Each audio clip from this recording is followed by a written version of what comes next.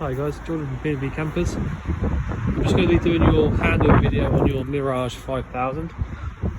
So if you start under the bonnet, the very front here you got the auto sleeper Mirage original sort of plate there. So engine battery sits over here on the left hand side, power steering fluid in this reservoir at the front, brake fluid sits up there attached to the servo down the back. Engine oil goes in through that orange yellow cap on the top of the engine there, and then this is your dipstick to check your oil there at the front. The bonnet releases as soon as I'll show you on the inside, but when you actually release it from the point under the steering wheel, the entire thing pushes its way out, so you don't have to reach in and pull anything to actually open it. It all just sort of does it on its own. Washer fluid goes in that reservoir there at the front, and your engine coolant gets topped up through there. I'm pretty certain you'll be able to take this big plastic out so you can actually get to that, so don't worry too much about that. Air filter sits inside that little box just there at the front, and your actual stay for the bonnet is just this part here, goes into this little hole. The bonnet release, like I said, I'm going to show you, is underneath the steering wheel, just down here. But yeah, I'll get in a minute and show you around the cab parts anyway, but I'll show you around the outside first. So on the driver's side now, you've got your fresh water inlet, so that's this one. Take that out like that. You've got a generator built in as part of the actual motorhome. It's sort of a standard thing that they did back in the days when they were building these vans. So that's already there. I'll show you that running in just a minute, but it's a Honda motor, so you know, super reliable. That's that down there, and that's gas powered, so you don't have to worry about anything sort of extra fuel or anything like that. Your hookup point is this one just up here. So you see at the very bottom there it says 240 volts. So if you're at home or you're at a campsite, hookup point goes just in there. This is your toilet cassette locker. You've got a SOG unit or a SOG style unit on here. So basically when you flush the toilet, you get a little fan which is just inside here, pump out all of the bad fumes outside through this little vent. But to actually empty it out, you take out this yellow cap here on the front, turn this around so it's facing forwards, and then empty it out whilst holding down the little yellow button down the back there. But that's about that for the actual toilet. Pop it all the way back in until you get over this little flap, and then you'll be able to shut your locker up like that, nice and easy. You see there's water dripping out underneath at the moment. That's because that's where your water drains are on the inside, so I'll show you where they are in a minute, but they are on the inside. Around the back of the van you've got a 4-bike rack with all the correct arms and lugs and things like that. So 4 rails, 1, 2, 3, 4, and 4 handles or 4 bars at the very top. So you basically pop however many bikes you want to on here, tyres and wheels through these bits on the bottom, and then you grab onto the top of the bike with these top arms, and your ladder is there as well to get onto the roof if you wanted to. The only thing to say about the roofs on these, to be careful if you're going up on, you know, they are strong enough to sort of get up on if you need to, but they have got a rubber lining on the roof, and they can tear a lot more easily than the standard fiberglass roofs. So it's fine for if you're not getting up on it, but you know, if you do have to get on it, just be really careful not to tear the roof. But that's that, you know, it's perfectly reliable for not getting up there, if you know what I mean, like normal use. But there you go. The step comes out on a switch, which I'll just point out to you. Is this one just here? Warning has already been out. We wind them all the way out and then sort of lubricate them up and put them back together. These 2 vents just here to the left of your habitation door are for your fridge, so they're your fridge vents. If you had the fridge on gas like I do at the moment, you get a little bit of warm air coming out through the top of that. Not very much because it's quite a cold day, but you know, that's where the hot air would come out from. If you want to fill your gas tank up, you do so from that little point just here, and your actual gas canister itself is this just here. this little part on the front, you pull the little handle out and you'll be able to see how much gas is in it, but when you come to filling these up, you'll know when it's finished anyway. So yeah, it's got about half a tank of gas in it at the moment, I believe. Just squeeze past the bike. So that should last you a little while. Plenty of, you know, definitely enough to sort of get you through your first holiday, or, you know, depending on how far you go, obviously. But you know, I can show you, definitely show you everything working inside anyway. Gas locker here is looking a bit empty, obviously because the actual gas for this fan is on the underslung tank just down there.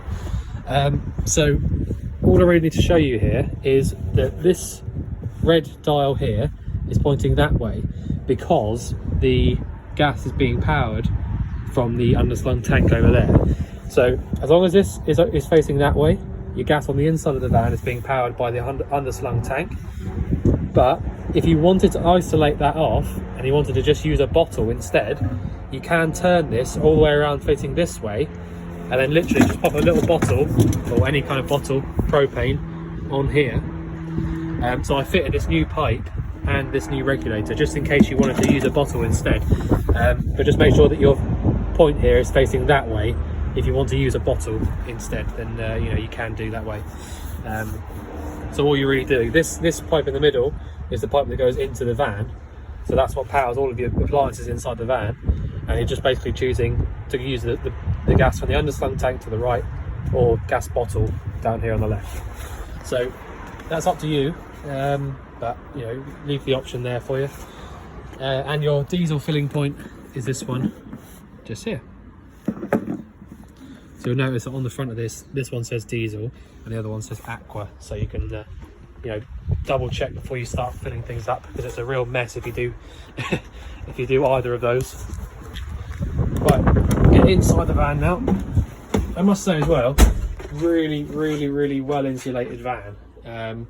I had the heating on in here from the heater on the roof there for about 10 minutes before I got in here, and it's actually warm in here. It's freezing cold outside. So right, okay, so first things first, we got your 4-burner hob, grill and oven. So the ignition for all of those things is this button just here. All right, so the igniter is this little part on the right hand side, this little white part, and you've also got a thermocouple, which is this little prong at the very back. Now what the thermocouple does is it recognises burning gas. So if you lit any of these up, the thermocouple would notice that the gas is coming through as it should, burning. If the flame gets blown out and the gas continues to pump through unburnt, the thermocouple will notice that there's no more burning gas coming through, and it'll stop that gas from coming through too much more after about 9-10 seconds or so. So they've all been checked as part of the have check. Grill door needs to be open when using it, just like any household grill. But yeah, pretty simple stuff really when it comes to all that cooker. It is gas only, but there you go, but most of them are anyway. So next to that, you've just got a standard sink. Left on the actual part here is to go hot, and right is cold. I can't show you any water coming out of it because it's all been drained down because it's so cold at the moment, but I will show you how it all works. So basically the first thing you want to do, if you want to come into the van and start using it, you know, using your hot water, using your boiler for whatever you need to do, then the first thing you want to do is come up to your little control panel up here, and basically just turn the light switch on and your pump switch on. All right, so once you've done that, you're going to come to your sink here and just pull the tap to the hot side and just leave it. And by the way, the first time you do this, because we've emptied it out, the first time you do this, you will just get lots of air coming through for the first couple of minutes. You won't get any water whatsoever until your boiler is full of water, because basically you've got a water tank on board which you fill up on the outside like I showed you, and you've got various pipes knocking around the van. All right, so basically when you pull this tap with the pump switch on, if you pull the cold side, the cold water will come directly from your tank all the way up through to your sink. If you pull the hot side, the water from the tank comes straight out, tries to get to the tap, but the boiler is in line with that. So the hot water, the water has to go through the boiler and fill it all the way up before it will come round to any of your any of your taps.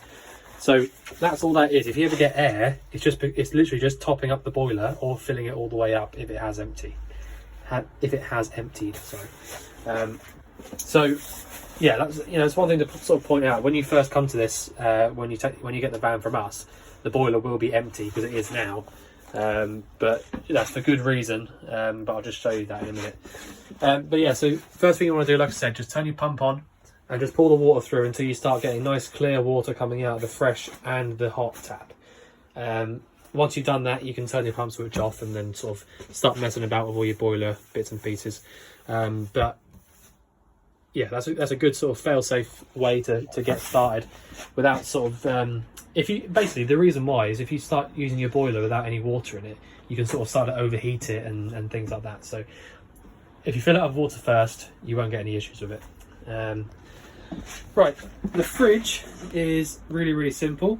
If you had a hookup cable plugged into the van, you could use this one just here. So point this over here. If the engine was running and you were driving, you can go to this one here with the battery. If you don't have either of those and you want to use the gas, you can go all the way down to where it is now. And basically what happens is, if I just show you, I'll turn it off, all the way off. And then I'll just go all the way back down to the gas again. Igniter starts to click, so I can hear that now. And all I want to do is just literally push this button in until I hear the click stop. Straight away. And then I'll just let that out. Just do it a couple of times just so that you're happy that it's definitely lit up and doing its correct job.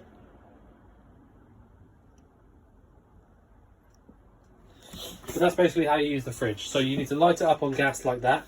So you push the button in when you've got the igniter going and then let it back out. The only thing to point out on the gas is if you find that the igniter doesn't stop or you just can't get it to light at all, there's a couple of things you can do. You can either take the bottom vent off outside and basically that just allows a bit more oxygen to come in to light it up.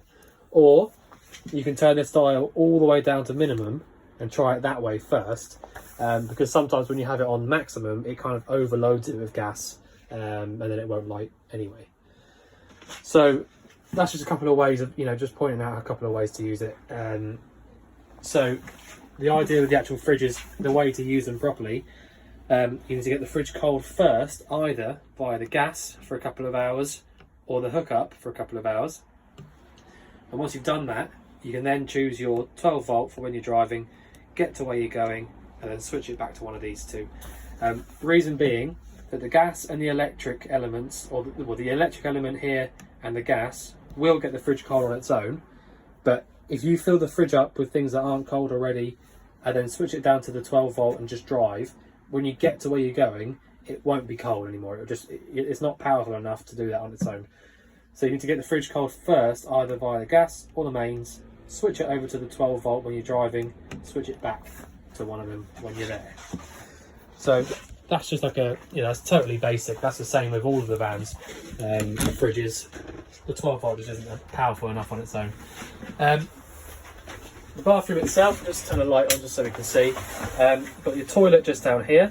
So you've got a bench seat toilet, which is good because it means that you've got the bigger sized cassette. The toilets that sit long ways of the van